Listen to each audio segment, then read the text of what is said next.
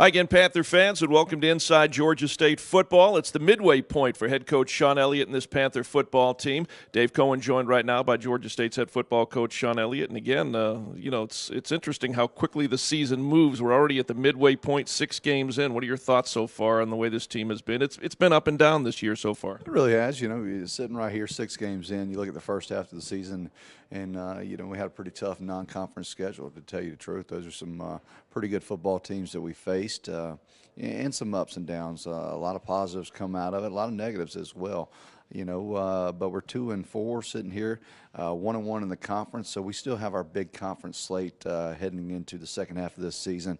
We've got to have a lot of improvement. I mean, we've got to eliminate the big play deal on defense.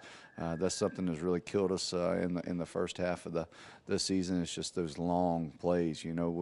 We've been successful with the methodical drives and stopping or having the offense kind of stop themselves, but we've given up too many big plays. And then offensively, we need to continue to go out there, and we've got to put some explosive plays up. We've got to make sure that we give Dan the tools and we give him the protection to go out there and make plays, because I think he's been a steady hand for us on offense.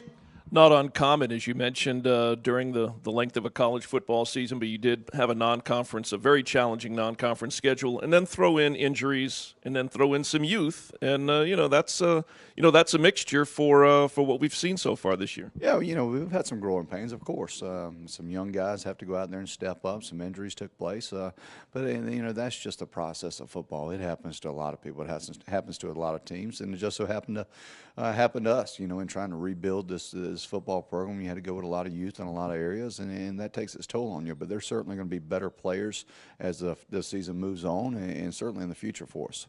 When you talk about Georgia State freshmen, any 1 or 2 or 3 in particular that have kind of caught your attention, guys that have really stepped up, as you mentioned, and filled those roles nicely?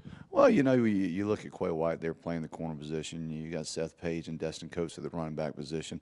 I mean, there's a lot of guys that have played. I mean, really, Sam Pinkney, our wide receiver, was coming along and doing really quite well, and had the injury there at Troy a week ago. So there's a lot of guys. I mean, I could go through them, but it would take, I think we played 12 or 13 true freshmen, and they've all played at some point in a very significant role. So it'd be long-winded to go through all of them, but they've all done a good job considering to have to come in here and play at a high level, and they're still learning the game. But we look forward to having them around for a long time. Again, an off week for Georgia State football after the Troy game, heading into Arkansas State. The off week, does it come at a good time with where this team is right now development-wise?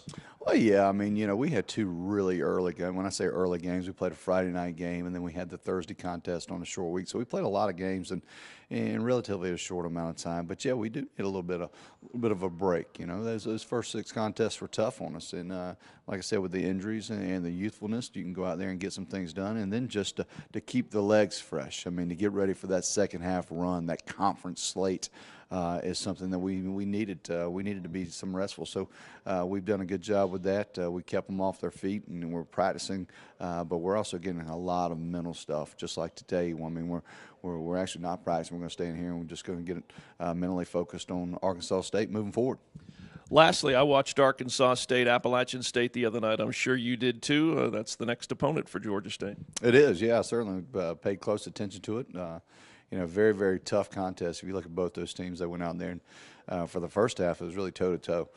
You look at Arkansas State, kind of bit themselves a little bit when they threw the pick there in the goal line, but both teams really fought hard, and I think App came out on top right there, 35-9. And that's 2 straight losses for Arkansas State. So they'll be geared up for us. They'll certainly be ready to get fired up in that Thursday night contest at their place. They'll be ready to get back in the win column, and they're certainly not feeling very good over there right now. All right, Coach, as always, appreciated. Good week of practice, and we'll catch up with you in lovely Jonesboro, Arkansas. Can't wait. I hear Jonesboro is one great place. Yes, it is. Been there a number of times. Want to thank Georgia State's head football coach, Shawn Elliott. I'm Dave Cohen. That's this week's Inside Georgia State Football.